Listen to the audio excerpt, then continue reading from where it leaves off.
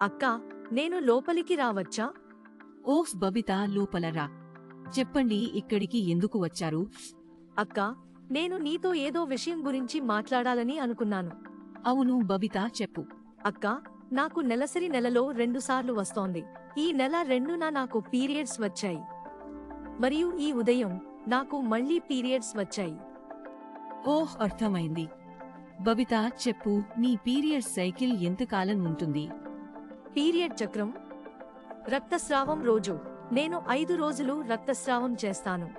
లేదు Babita, period cycle అంటే 2 periods మధ్య ఉన్న గ్యాప్. ఇది ఒక పీరియడ్ మొదటి రోజు నుంచి మరొక పీరియడ్ మొదటి రోజుకు లెక్కించబడుతుంది. ఓహ్, అర్థమైంది. నాకు అది తెలియదు. నేను పీరియడ్స్ ప్రతి నెలలో వస్తాయని అనుకున్నాను. అవును బబిత, కానీ నీకు ప్రతి నెలా పీరియడ్స్ వస్తాయా? అంటే ఈ నెల 1న నీకు పీరియడ్స్ వస్తే వచ్చే నెల 1న కూడా వస్తాయా? లేదు అక్కా, అది ఎప్పుడూ కొన్ని రోజుల ముందు వస్తుంది. ఖచ్చితంగా. నీ పీరియడ్స్ సైకిల్ ప్రకారం వస్తాయి. మీ హార్మోన్లు ఎలాంటి హెచ్చుతగ్గులు లేకుండా ఉంటే. సాధారణంగా చాలా అమ్మాయిలు లేదా మహిళలు 28 రోజుల సైకిల్ కలిగి ఉంటారు. కానీ అందరికీ ఒకే సైకిల్ ఉండదు. వాటిని సాధారణంగా 21 నుండి 35 రోజుల పరిధిలో ఉంటాయి. ప్రతి అమ్మాయి మరియు మహిళకు వారి సైకిల్ ఎంత రోజులు ఉంటుందో అది ఆధారపడి ఉంటుంది. మనం అందరం మన పీరియడ్స్ సైకిల్ గురించి తెలుసుకోవాలి. అందువల్ల మనకు పీరియడ్స్కు సంబంధించి ఏదైనా సమస్య ఉందా అని సులభంగా తెలుసుకోవచ్చు. కానీ అక్కా, మనం మన పీరియడ్ సైకిల్ గురించి ఎలా తెలుసుకోవాలి? తేదీలకు జోడించి కాలకాలం రోజులను లెక్కించకూడదు అనేది ముఖ్యమైనది. ఉదాహరణకు మీరు చెప్పండి, ఈ ముందు మీకు మీ పీరియడ్స్ ఏ తేదీన వచ్చాయి? 2వ తేదీకి. కాబట్టి ఇది మీ నెలసరి మొదటి రోజు అవుతుంది. ఆ తర్వాత మీరు ఏ తేదీని మీ పీరియడ్స్ వచ్చాయి? 23వ తేదీకి. ఇప్పుడు మీరు 2వ తేదీ నుండి 23వ తేదీ వరకు రోజులను లెక్కించాలి.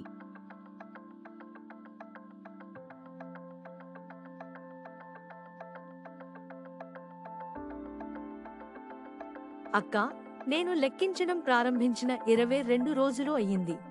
అవును, కాబట్టి మీరు ప్రతి నెల మీ పీరియడ్స్ రోజులను అదే విధంగా లెక్కించాలి. మీరు 3 నెలల పాటు మీ పీరియడ్స్ ప్రతి నెల 22 రోజుల తర్వాత వస్తున్నాయంటే మీ పీరియడ్ చక్రం 22 రోజులు అని అర్థం. అంటే మీకు ప్రతి 22 రోజులకు ఒకసారి పీరియడ్స్ వస్తాయి. ఓహ్, అర్థమైంది. మీ పీరియడ్ను ట్రాక్ చేస్తే మీ పీరియడ్ సైకిల్ గురించి సులభంగా తెలుసుకోవచ్చు. కానీ అక్కా, మనం అది ఎలా చేయగలం? సరే, మీ పీరియడ్స్ను ఎలా ట్రాక్ చేయాలో నేను చెబుతాను.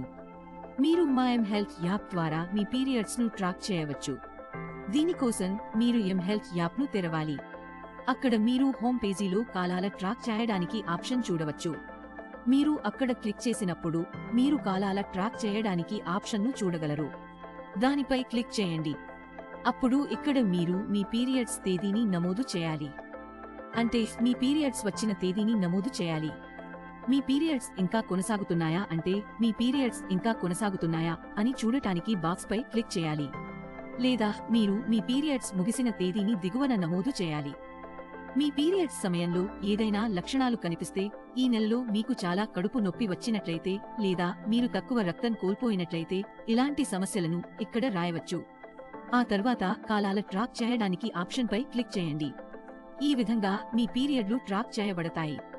తర్వాత వచ్చే నెలలో మీ పీరియడ్స్ వచ్చినప్పుడు మీరు మళ్ళీ మీ పీరియడ్స్ను ట్రాక్ చేయాలి.